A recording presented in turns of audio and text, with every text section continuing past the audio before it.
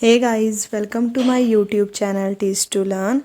As you know, we have started NCERT series and under this series we complete 10 chapters of class 8th. और उसी series में आज हम start करने जा रहे हैं क्लास 8th का new chapter number 11 Chemical Effects of Electric Current. If you still did not watch the previous videos, you can watch them through the link which is given in the description box. चलिए हम आज की video में अपने इस chapter को start करते हैं. Your elders might have cautioned you against touching an electric appliances with wet hand. It means कि अब आपको पता है जो आपके एल्डर्स होंगे उन्होंने आपको ज़रूर मना किया होगा कि जो इलेक्ट्रिकल अप्लायंसेस हैं मतलब कि बोर्ड हो गए, इन सारी चीज़ों को, जो भी बिजली से चलने वाली चीज़ें हैं उनको वेट हैंड से नहीं छूना चाहिए. आपने ज़रूर सुना होगा कि कभी आपकी मम्मी ने आपको रोका होगा कि नहीं, अगर तेरे हाथ गीले हैं तो स्विच को मत छूना, कूलर को मत छूना अगर कूलर चल रहा है. तो वही यहाँ पे इन्होंने बोला है कि आपके एल्डर्स ने हमेशा आपको सतर्क ज़रूर किया होगा. But do you know why it is dangerous to touch an electric appliances with wet hand. अब आपने क्या कभी ये सोचा है कि आपके पेरेंट्स ने, आपके एल्डर्स ने आपको कभी भी जो इलेक्ट्रिक अप्लायंसेस है वेट हैंड से छूने से मना क्यों किया है? जाहिर सी बात है वो डेंजरस है, पर ये डेंजरस आखिर है क्यों हम अगर गीले हाथों से इलेक्ट्रिक अप्लायंसेस को छू लेंगे तो ये हमारे लिए डेंजरस होगा. तो इस चीज़ के बारे में हम आप देखते हैं. We have learned earlier that the material which allows electric current to pass through them are good conductors of electricity. अब ये हम पहले ही पढ़ चुके हैं कि ऐसे सब्सटेंस जो इलेक्ट्रिसिटी को अपने अंदर से पास होने देते हैं उन्हें हम क्या कहते हैं? गुड कंडक्टर्स ऑफ इलेक्ट्रिसिटी कहते हैं. मतलब कि जिनसे इलेक्ट्रिसिटी ईजिली पास हो जा रही है वो कैसे हैं? गुड कंडक्टर्स है इलेक्ट्रिसिटी के. But on the other hand which do not allows electricity to pass through them, वो क्या हैं? पुअर कंडक्टर हैं इलेक्ट्रिसिटी के. अब इससे आपके दो क्वेश्चन ईजिली बन सकते हैं कि what are good conductors of electricity and what are poor conductors of electricity. तो आप ईजिली बता सकते हैं ऐसे substance which allows electricity to pass through them are called good conductors of electricity, but on the other hand the substance which do not allow electricity to pass through them are called poor conductors of electricity. तो अब आप यहाँ पे सोच रहे होंगे, यहाँ पे इन्होंने जो बोला है इलेक्ट्रिसिटी पास हो गई तो गुड है और नहीं पास हुई तो बैड है, तो आपके दिमाग में क्वेश्चन ज़रूर आ रहा होगा कि आखिर ऐसे कौन कौन से सब्सटेंस हैं जिनमें से इलेक्ट्रिसिटी ईजिली पास हो जाती है और कौन से सब्सटेंस है जिनमें से इलेक्ट्रिसिटी ईजिली पास नहीं होती है, और अगर ऐसा होता है तो हम इनको चेक कैसे करेंगे. तो अगर आप सभी को याद हो तो आपने क्लास 6 में एक टेस्टर बनाया था. किस चीज़ के लिए? ताकि आप मटीरियल्स को चेक कर सकें कि उनमें से इलेक्ट्रिसिटी पास हो रही है या नहीं हो रही है. तो ये है क्लास 6 का चैप्टर 9 इलेक्ट्रिसिटी एंड सर्किट, जिसमें आपने टेस्टर के बारे में स्टडी किया था. तो यहाँ पे हम देख सकते हैं, यहाँ पे इस एक्टिविटी में इन्होंने हमें टेस्टर के बारे में बताया हुआ है, एक्टिविटी 5 के बारे में. तो बेसिकली टेस्टर यहाँ पे भी हमने कैसे बनाया था, एक वायर ली, उसको पहले बल्ब से अटैच कर दिया, दूसरी वायर को फ्री एंड से, और एक और वायर ली उसके भी एक एंड को हमने खुला छोड़ दिया, और यहाँ पे ये जो ब्लू और ग्रीन वायर्स है उसको इस सेल से एक रबड़ के थ्रू अटैच कर दिया ताकि इससे बाहर ना निकले. तो बेसिकली ये जो चीज़ हमने यहाँ पे बनाई है यही क्या है? टेस्टर है, जो कि आपने क्लास 6 में ही बनाना सीख लिया था. Do you recall how the tester help us in deciding that. तो यस, हमने रिकॉल कर लिया और हमने अभी अभी देख भी लिया कि कैसे क्लास 6 में हमने टेस्टर देखा था. अब वही यहाँ पे भी इन्होंने बताया हुआ है. तो देखिए यहाँ पे भी क्या है, वही ब्लू और ग्रीन लाइट को एक सेल से अटैच करा हुआ है, और एक रेड लाइट नहीं, वायर को, और एक जो रेड वायर है उसको फ्रीली छोड़ दिया है, और जो ग्रीन वायर है उसका भी एक एंड फ्री है. तो अब इसको फ्री क्यों छोड़ा हुआ है? ताकि इस ग्रीन वायर का एक एंड और इस रेड वायर का एक एंड, जब हम इन दोनों को, अभी जैसे यहाँ पे तो इन्होंने हमें अब देखिए यहाँ पे अगर हम इस सब्सटेंस की जगह डायरेक्टली इस ग्रीन और रेड वायर को अटैच करेंगे तो इससे होगा क्या, ईजिली करंट, क्योंकि सर्किट कंप्लीट हो जाएगा। अब सर्किट कंप्लीट होने से यहाँ पे ये जो करंट है वो ईजिली पास करेगा और इससे ये जो बल्ब है वो ग्लो कर जाएगी। तो इससे हमें क्या पता चला कि जो इलेक्ट्रिसिटी है वो इस वायर से तो पास कर रही है। अभी मैं यहाँ पे इस सब्सटेंस को, ये जो मटेरियल है, इसको हटा के बोल रही हूँ।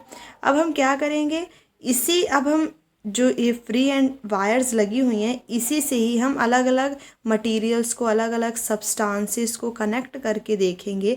अगर सर्किट कंप्लीट हो जाया करेगा तो ये जो बल्ब है ये ग्लो कर जाया करेगी। तो इससे हमें लग जाएगा पता कि जो इलेक्ट्रिसिटी है उस मटेरियल से ईजिली पास हो रही है।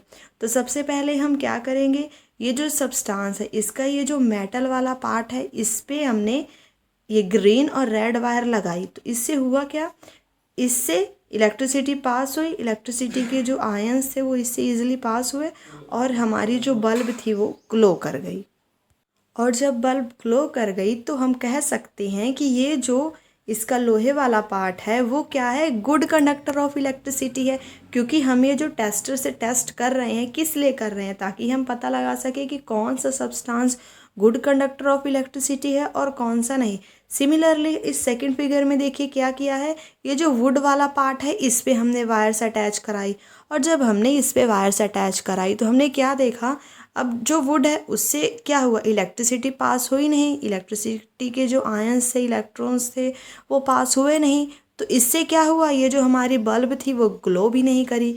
तो वी कैन से दैट कि ये जो वुड है वो क्या हुआ, पुअर कंडक्टर ऑफ इलेक्ट्रिसिटी हुआ, क्योंकि इससे इलेक्ट्रिसिटी तो पास हुई नहीं। तो यही चीज़ इन्होंने यहाँ पे हमें पहले बोली थी कि जो मटीरियल्स इलेक्ट्रिक करंट को, इलेक्ट्रिसिटी को अपने अंदर से पास होने दे उन्हें हम क्या कहेंगे, गुड कंडक्टर्स ऑफ इलेक्ट्रिसिटी कहेंगे। But on the other hand जो पास नहीं होने देंगे उसे हम पुअर कंडक्टर ऑफ इलेक्ट्रिसिटी कहेंगे, जो कि हमने यहाँ पे इस टेस्टर की मदद से पता लगा लिया। We found that metal such as copper and aluminium conduct electricity. तो मतलब कि जो कंडक्ट इलेक्ट्रिसिटी कर रहे हैं, so copper and aluminium are good conductors of electricity, whereas materials such as rubber, plastic and wood do not conduct electricity. So ये जो rubber, plastic and would हैं ये क्या हो जाएंगे, पुअर कंडक्टर ऑफ इलेक्ट्रिसिटी हो जाएंगे। However, so far we have used our tester to test material which were in solid states। अब यहाँ पे जो हमने क्लास 7th में भी टेस्टर से टेस्ट किया या फिर हमने क्लास 6th में जो भी स्टडी करे इलेक्ट्रिसिटी के बारे में, इन सब से हमने क्या देखा कि हम ना जो ये सॉलिड पार्ट्स हैं जिनको हम ईज़िली हाथ में पकड़ पा रहे हैं, ऐसे सब्सटेंसेस को, ऐसे मटेरियल्स को हमने टेस्टर से टेस्ट किया कि इन मटेरियल से इलेक्ट्रिसिटी पास हो रही है या नहीं हो रही है। But what about liquids. अब आपके दिमाग में ये बात भी तो आ रही होगी कि ठीक है, हमने सॉलिड्स का तो बहुत देख लिया कि सॉलिड्स में से इलेक्ट्रिसिटी पास हो रही है या नहीं हो रही, इसको हम टेस्टर से ईजिली टेस्ट कर लेंगे। अगर बल्ब ग्लो कर गई तो फिर मतलब कि ईजिली करंट पास हो रहा है, और अगर बल्ब जो है हमारी ग्लो नहीं करी इट मीन्स उसमें से करंट पास नहीं हो रहा और वो पुअर कंडक्टर है। बट लिक्विड का क्या जो लिक्विड हैं वो भी इलेक्ट्रिसिटी कंडक्ट करते हैं? Let us find out. उससे पहले हमें पहेली और बूझो की कुछ बातें सुन लेनी चाहिए कि आखिर वो हमसे क्या कहना चाह रहे हैं। पहेली एंड बूझो wants to remind you that one should not experiment with the electric supply from the mains or the generator or an inverter। मतलब कि हमें जो भी यहाँ पे इन्होंने हमें एक्सपेरिमेंट्स करने को कहा है कि इलेक्ट्रिसिटी पास हो रही है या नहीं हो रही, इसको हमें डायरेक्ट इलेक्ट्रिक सप्लाई, मतलब कि स्विच में ही जाके डायरेक्ट हमें इसको नहीं डाल के देख लेना कि अगर हमें झटका लग गया तो इसका मतलब इसके अंदर से इलेक्ट्रिसिटी पास हुई, और अगर झटका नहीं लगा तो मतलब नहीं पास हुई। हमें ऐसा बिल्कुल भी नहीं करना, ये बहुत ही ज़्यादा डेंजरस हो सकता है। वही यहाँ पे हमें पहेली और बूझो समझा रहे हैं, ना ही हमें डायरेक्ट जो मेंस जो सप्लाई जहाँ से आ रही है मेंस से कहीं से भी जाके ऐसी पंगे नहीं लेने हैं। Use only electric cells for all activities suggested here. यहाँ पे जितनी भी आपको चीज़ें बताई जा रही हैं, जो भी एक्टिविटीज़ आपको सुजेस्ट करी जा रही हैं, आपने क्या करना है, सिर्फ उसके लिए इलेक्ट्रिक सेल्स ही यूज़ करना है। Do not go with the direct supply of mains, ठीक है। कोई भी जनरेटर से डायरेक्ट हमने जाके ये कोई भी एक्सपेरिमेंट नहीं करने हैं। तो ये थी हमारी इस चैप्टर की इंट्रोडक्शन, जिसमें हमने जाना कैसे गुड कंडक्टर्स ऑफ इलेक्ट्रिसिटी और पुअर कंडक्टर ऑफ इलेक्ट्रिसिटी के बारे में हम with the help of tester पता लगा सकते हैं। और अपनी आने वाली नेक्स्ट वीडियो में हम इस क्वेश्चन का जवाब पाएंगे कि क्या जो लिक्विड है वो भी इलेक्ट्रिसिटी को कंडक्ट करा पाता है, क्या लिक्विड से भी इलेक्ट्रिसिटी ईजिली पास कर सकती है या फिर नहीं। तो आई होप आज की वीडियो में ये जो आपको मैंने इस चैप्टर की इंट्रोडक्शन दी आपको अच्छे से क्लियर हो गया होगा।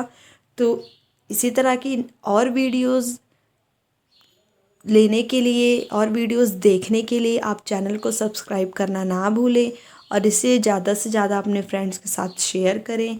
वीडियो पसंद आई हो तो वीडियो को लाइक करें। Thanks for watching.